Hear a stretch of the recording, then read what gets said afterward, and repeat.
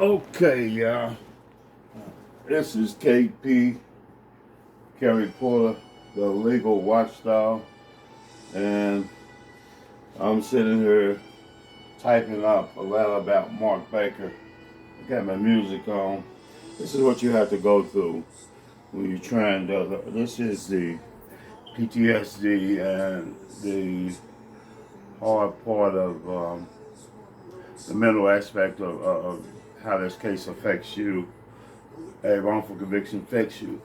So, I got my music on in the background. I'm typing a letter about Mark Baker's. He was prosecuting attorney in my November the 30th, 2019 illegal search and seizure. So I'm going over the withheld Brady um, confession. Uh, According to RCR 9.78, I'm looking up in this book now. This is criminal law book, 2016 version. See, I've been through it just a little bit. I know most of it by heart, but it's RCR. This is Kerry Porter, the watchdog, Louisville, Kentucky watchdog. And I have to look up this land. Well, I ain't been to this thing in so long. But up under the confession, the rules of confession is supposed to be given to you 48 hours before trial so that you can quite naturally prepare for trial. And I can't find it right now. I'll get to it. So I'm typing up that he withheld this until the day of trial, an hour before trial. And what he does is we ask for this thing. Me and Rob Eggert, my trial attorney. My trial date was June, was actually May the 31st and or June the 1st, I forget which is with selected jury, and then we went to trial, and then I had to take a plea because my mental was too messed up. The judge wanted to get in that whole entire 911 call without being able to authenticate it through Destiny Hicks being there.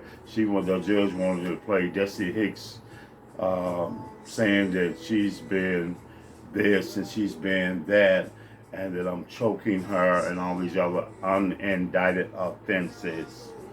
So the judge couldn't have got it in no way. That was highly prejudiced. Me and Rob argued that, mainly Rob argued to the point I thought Rob was going to have a heart attack.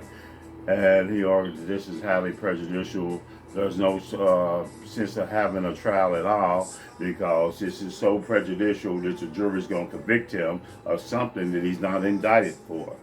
And quite naturally, Mark Baker was supposed to defend my justice at that point and say, no, Your Honor, that's wrong. You can't authenticate that.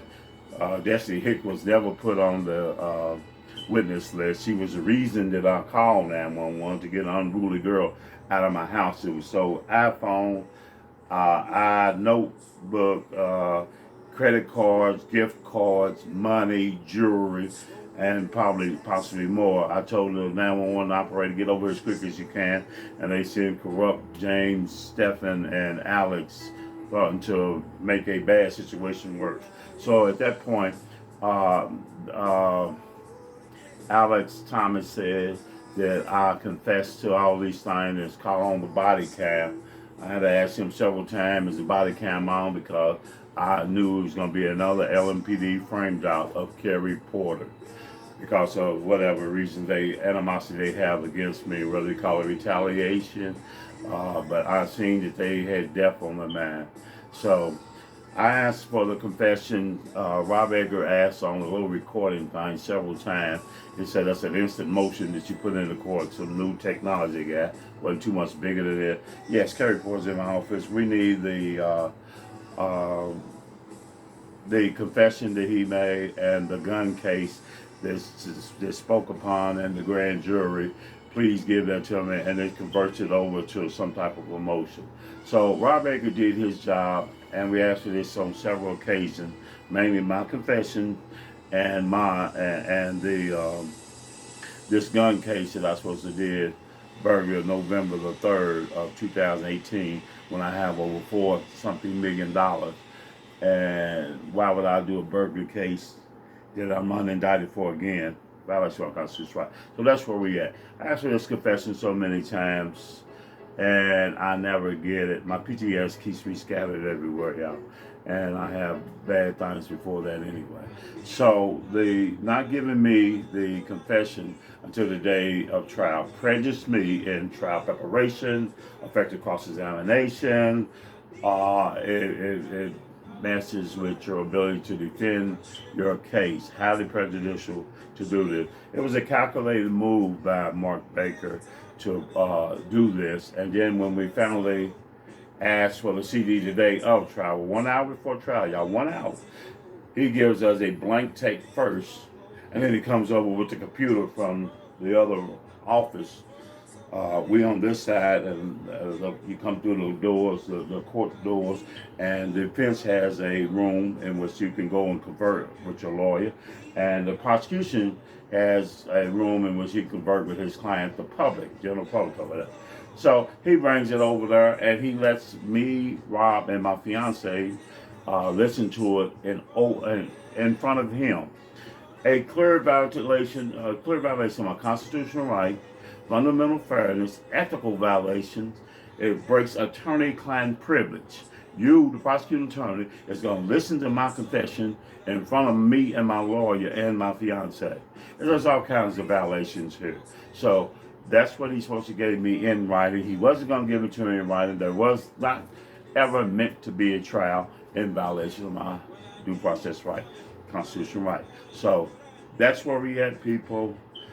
RCR 9.78 confessions are supposed to be given to you in front, not in front of your lawyer, but rather on paper. That's where we at. I'm gonna cut this off now. I gotta. Well.